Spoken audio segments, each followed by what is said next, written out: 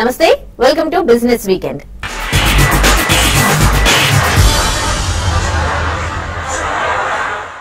Premium కార్ల తయారీ company Honda cars India limited ఏడాదిన్నర క్రితం రాజస్థాన్ లోని తపుకరా ప్లాంట్ లో కార్స్ మ్యానుఫ్యాక్చరింగ్ ను ప్రారంభించింది.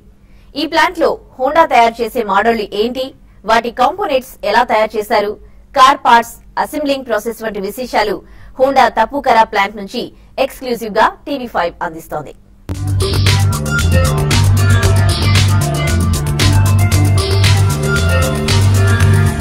జపాన్ వాహన తయారీ దిగ్గజం హోండా భారత్ లో విస్తరణపై దృష్టి పెట్టింది.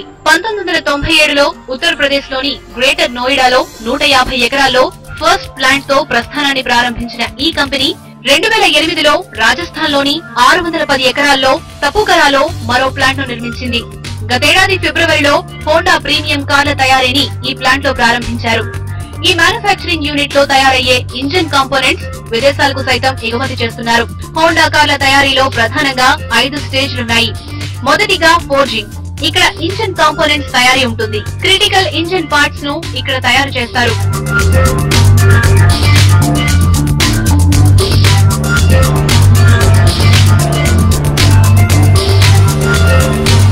రెండో స్టేజ్ ని వెల్డ్ షాప్ అంటారు. ఇక్కడ కార్లకు సంబంధించి spot welding, seam welding, MIG welding machines తో మెటల్ పార్ట్స్ ను బేసిక్ ఫ్రేమ్ కు అమర్చుతారు.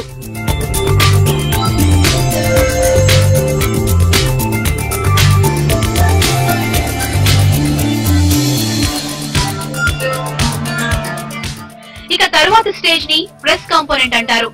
ఇక్కడ డోర్స్, బాడీ ప్యానెల్స్, మిగిలిన పార్ట్స్ తయారీ అవుతాయి. విడివిడిగా తయారయ్యే ఈ పార్ట్స్ అన్నింటికీ కోటింగ్ అంటే పెయింటింగ్ కు వెళతాయి. ఇదంతా రోబోటిక్ టెక్నాలజీతో జరుగుతుంది.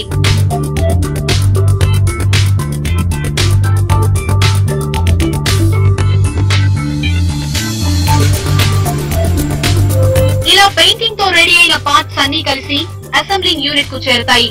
కార్ల తయారీలో ప్రధానమైనది అసెంబ్లింగ్. ముందుగా ఇంజిన్ స్పేర్ పార్ట్స్ తో ఇంజిన్ ను ఫిట్ చేస్తారు. తరువాత dash board, front tyres, seats, back tyres ఇలా పూర్తిగా కారుకు కావలసిన అన్ని కాంపోనెంట్స్ ఇక్కడ అమర్చుతారు.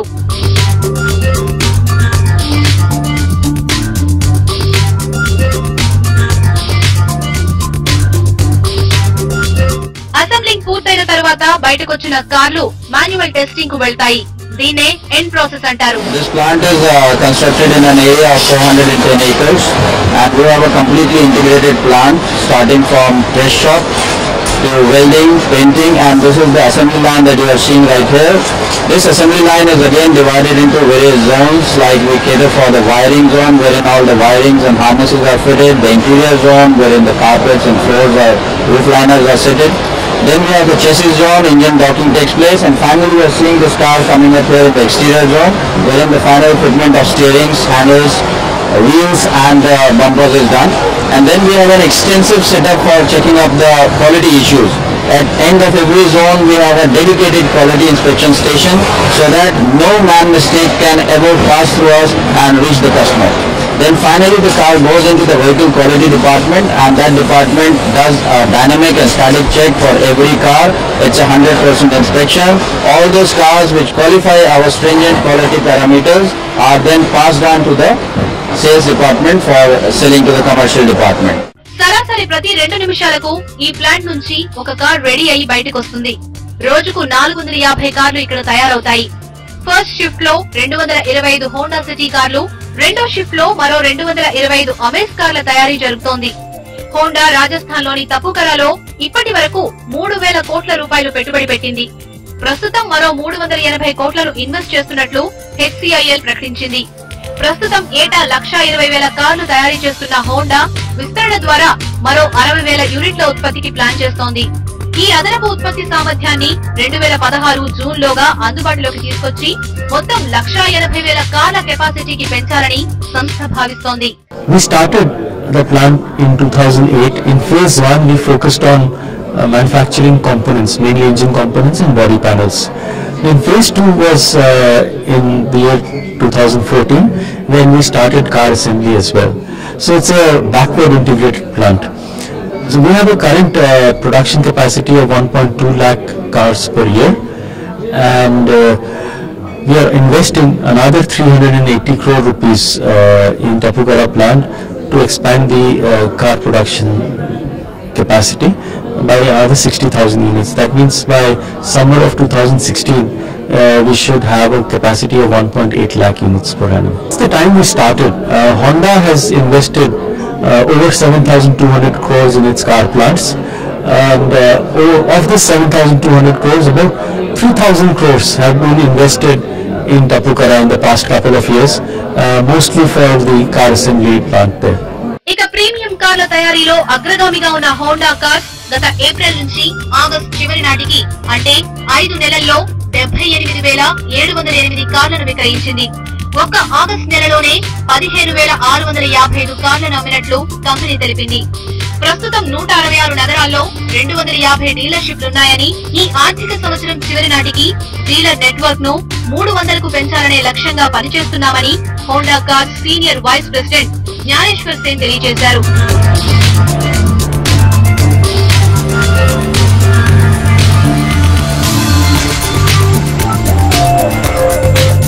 హోండా నుంచి ప్రస్తుతం హోండా బ్రయో, హోండా అమేజ్, జెరాజ్ లోని అన్ని వేరియంట్లు, హోండా సిటీ, మొబిలియో, సిఆర్వి మోడళ్లు అందుబాటులో ఉన్నాయి.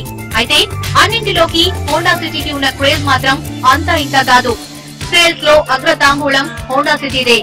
Is the third generation Jazz. As you know, it's one of our very successful global products. We have sold the Jazz in over 75 countries, and we have sold over 55 lakh units of Jazz across the world since it was launched several years back.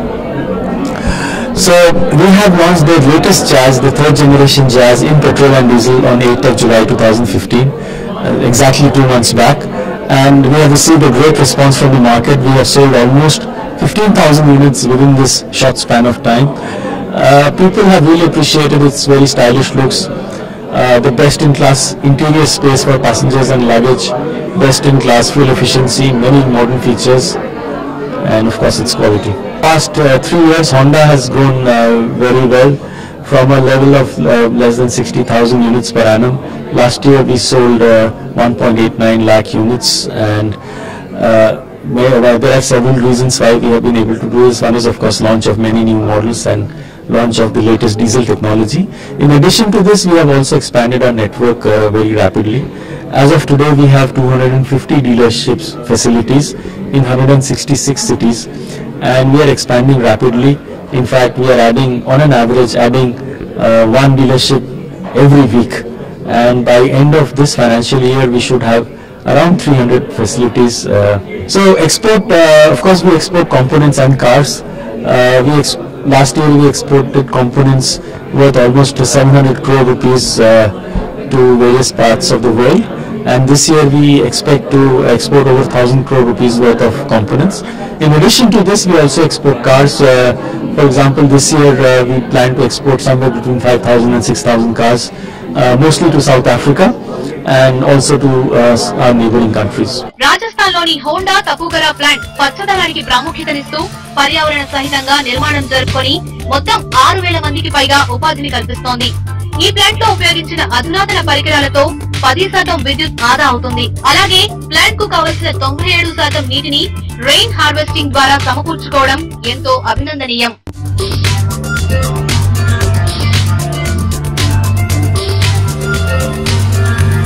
Business weekend లో ఇప్పుడు short break తీసుకుందాం.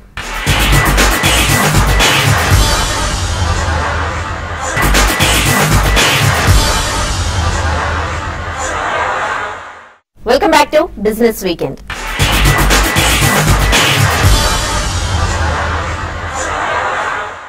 Air India airlines సంస్థను ప్రైవేటీకరించే ప్రసక్తే లేదని కేంద్ర పౌర విమానయాన శాఖ మంత్రి అశోక్ గజపతిరాజు హైదరాబాద్ లో స్పష్టం చేశారు. దేశంలోని యువతకు ఉపాధి అవకాశాలు మెరుగుపరచాలనే లక్ష్యంతో కేంద్ర ప్రభుత్వం పనిచేస్తోందని ఆయన తెలిపారు. శంషాబాద్ ఎయిర్పోర్ట్ మోడల్ ఎయిర్పోర్ట్ గా అవతరించిన బెంగళూరు తరహాలో ఇక్కడ కార్గో సేవలు మరింత మెరుగుపరచాల్సిన అవసరం ఉందని ఆయన అన్నారు. హైదరాబాద్ లో మోడర్న్ ఎయిర్పోర్ట్ ఉంది, కార్గో పెంచాలి. ఇక్కడ మీకు వారు చేస్తారు. గవర్నమెంట్ ఓన్డ్ ఎయిర్పోర్ట్స్ లో ఏఐ చేస్తుంది, వారి ఏజెంట్స్ ని ఫిక్స్ చేసి ఆ థ్రస్ట్ రావాలి. బెంగళూరులో 12 ఫ్లైట్లు ఫైటర్స్ దిగుతున్నాయి రోజు. రైతులకి పనికొచ్చేది ఏం చేస్తున్నారు? కాయకూరలు, పువ్వులు, మాంసాలు వారు ఎక్స్పోర్ట్ చేస్తున్నాయి. ప్రభుత్వ రంగ బ్యాంక్ ఆంధ్ర బ్యాంక్ బ్రాంచీల విస్తరణపై దృష్టి సారించింది. తాజాగా ఈ లాంచ్ ద్వారా హైదరాబాద్ బ్రాంచ్ నుంచి యాదగిరిగుట్టలో బ్రాంచ్ ను ప్రారంభించింది. దీంతో బ్రాంచీల సంఖ్య 2600కు, ఏటీఎం సెంటర్ల సంఖ్య 3000 మైలురాయికి చేరుకుంది. తమకు 43% బ్రాంచీలు రూరల్, సెమీ అర్బన్ ఏరియాలో ఉన్నాయని, 57% మెట్రో అర్బన్ నగరాల్లో ఉన్నాయని Andhra Bank MD S K Karla తెలిపారు. Andhra Bank will like to grow it in a big way, not only in one region or state, but it should have a pan-India presence. In that process, we have been expanding it. Last year, we opened 395 branches, and this year, till now, we have opened 100 branches. And the second half, also we have planned to open around 400 more branches, so that ultimately, we are reaching to a bank with 3,000 branches. విస్తరణపై దృష్టి కేంద్రీకరించినట్టు yes bank ప్రకటించింది. వచ్చే 3 ఏళ్లలో దాదాపు 1100 బ్రాంచీలను ఏర్పాటు చేసే యోచనలో ఉన్నట్టు తెలిపింది. ప్రస్తుతం తమకు దేశవ్యాప్తంగా 660 బ్రాంచీలున్నాయని, వచ్చే 3 ఏళ్లలో వీటిని 1800కు పెంచుతామని, 2020 నాటికి బ్రాంచీల సంఖ్యను 2500కు పెంచే యోచనలో ఉన్నట్టు యెస్ బ్యాంక్ వెల్లడించింది. ప్రస్తుతం ముంబై, ఢిల్లీతో పాటు 7 నగరాల్లో సిఎఫ్ఓ చాప్టర్లను కలిగి ఉన్న యెస్ బ్యాంక్ తాజాగా హైదరాబాద్ లోను ఏర్పాటు చేసింది. భవిష్యత్తులో మరిన్ని నగరాల్లో చాప్టర్లను ప్రారంభించనున్నట్లు యెస్ బ్యాంక్ ప్రకటించింది. As stewards of a company's financial health, CFOs often play the lead role in laying out strategies and chart out the plan to take the companies to greater heights. The new CFOs of today need to tackle and master a number of challenging situations and constantly re-evaluate and rebalance available resources to achieve an optimal mix and meet both strategic and tactical objectives. గృహోపకరణాల నుంచి electronic వస్తువుల వరకు online లో విక్రయించే askmebazar.com Hyderabad లో కొత్తగా సర్వీసులు ప్రారంభించింది. హైదరాబాద్ వాసులకు నచ్చిన ఉత్పత్తిని తక్కువ ధరకే అందించేందుకు గాను ప్రాంతీయ భాగస్వామ్యులతో ఒప్పందం కుదుర్చుకుంది. బుక్ చేసుకున్న మరుసటి రోజే తాము కోరుకున్న ఉత్పత్తిని ఉచితంగా ఇంటికి చేరవేయనున్నట్లు next day delivery head Marichi Mathur తెలిపారు.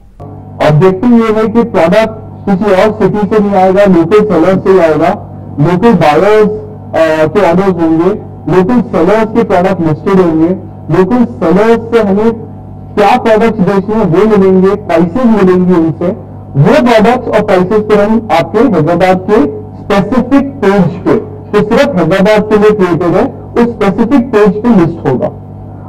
वो वाले पेज पे जो बायर कोई भी ऑर्डर बाय करेगा उसको उसी के लोकल सिटी में हैदराबाद की सिटी से ही एक सेलर से उसको प्रोडक्ट मिलेगा. మరో లగ్జరీ బైక్ హైదరాబాద్ రోడ్లపైకి దూసుకొచ్చింది. ఇప్పుడు భాగ్యనగరంలో Polaris India American company Indian motorcycle dealership ను ప్రారంభించింది. జూబ్లీ హిల్స్ రోడ్ నంబర్ 1 లో లాంచ్ అయిన ఈ షోరూమ్ లో మొత్తం 6 మోడళ్లు అందుబాటులో ఉన్నాయి. లగ్జరీ సెగ్మెంట్ లో అందుబాటులో ఉన్న Indian motor cycle price range 12.5 లక్షల రూపాయల నుంచి 36 లక్షల రూపాయల వరకు ఉంటుంది.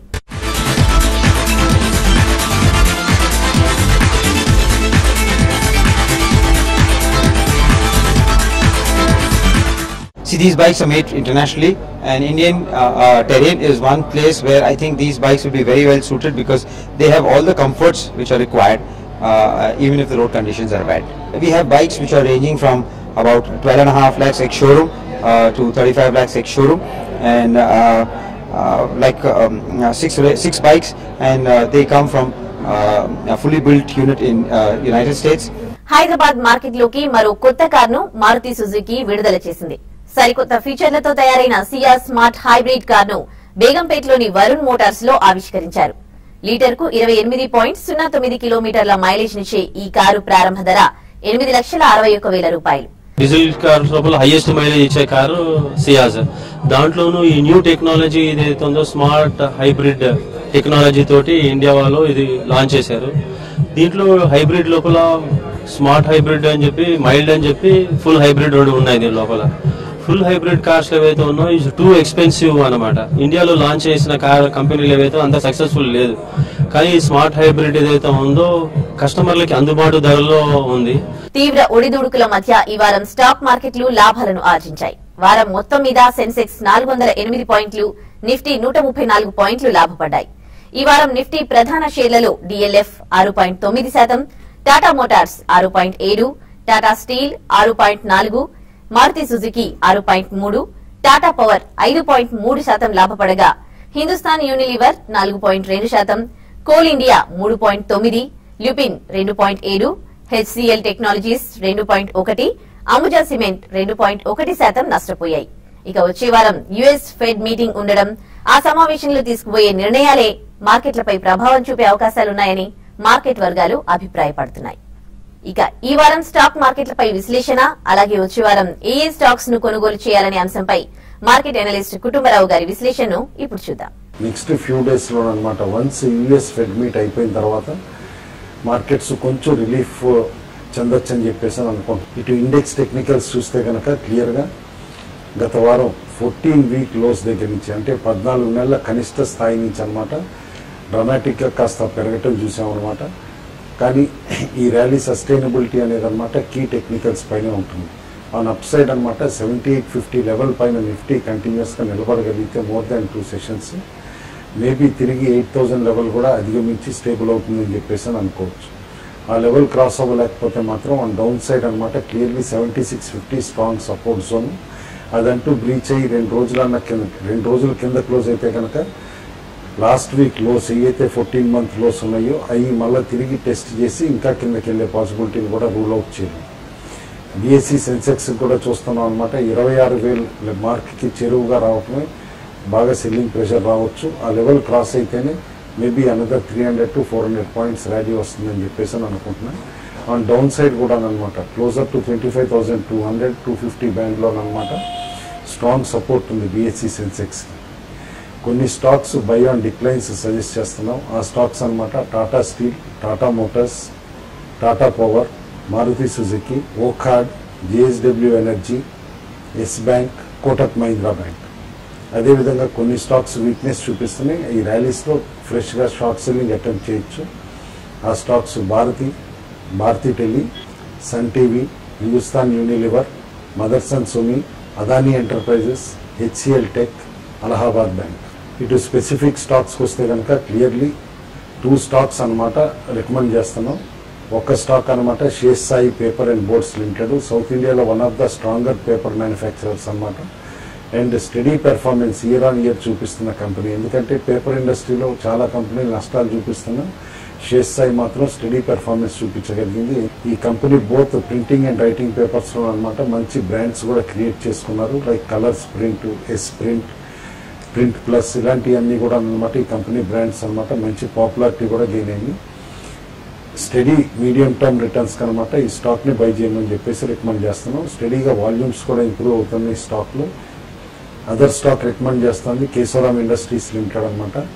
ప్యూర్లీ డీమర్జర్ గెయిన్స్కి, రీస్ట్రక్చరింగ్ గెయిన్స్కి రికమెండ్ చేస్తున్నాం ఈ స్టాక్ని. ఎందుకంటే హ్యూజ్ లాసెస్ రిపోర్ట్ చేస్తుంది. లాస్ట్ 3-4 క్వార్టర్స్ కూడా ఈ కంపెనీ నష్టాన్ని చూపించింది. ఇన్ఫ్యాక్ట్ 2014-15 చూస్తే కనుక దాదాపు 500 కోట్ల పైన నష్టం చూపించింది కంపెనీ అనమాట. 5,000 కోట్ల పై చిలుకు టర్న్ ఓవర్ చేసినా కూడా.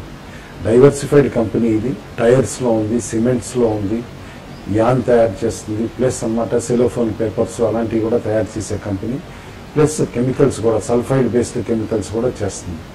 ఇన్ని డైవర్సిఫైడ్ ఇంట్రెస్ట్ ఉన్న కంపెనీ అనమాట బిర్లా గ్రూప్కి చెందింది. అయితే స్ప్లిట్ చేస్తారు. Cement division maybe will be given to Kumaramangalam Birla group అని చెప్పేసి అని అంటున్నారు అనమాట. అదేవిధంగా డీమర్జ్ చేసి టైర్ కంపెనీని కూడా సెపరేట్ చేస్తారని అంటున్నారు.